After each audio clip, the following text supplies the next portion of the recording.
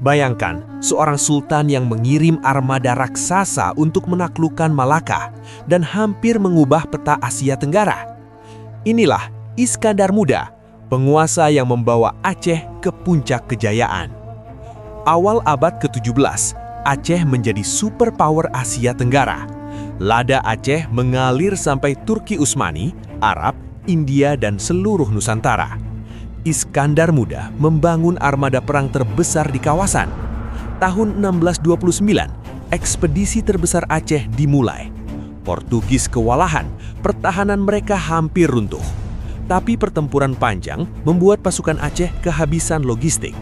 Meski gagal menaklukkan Malaka, wibawa Iskandar Muda tak pernah runtuh.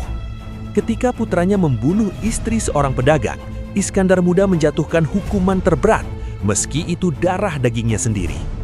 Di masanya, Aceh jadi pusat ilmu. Ulama dari Timur Tengah datang, menjadikannya serambi Mekah. Kekuatan bisa membuat musuh tunduk, tapi keadilan itulah yang membuat nama Iskandar Muda abadi.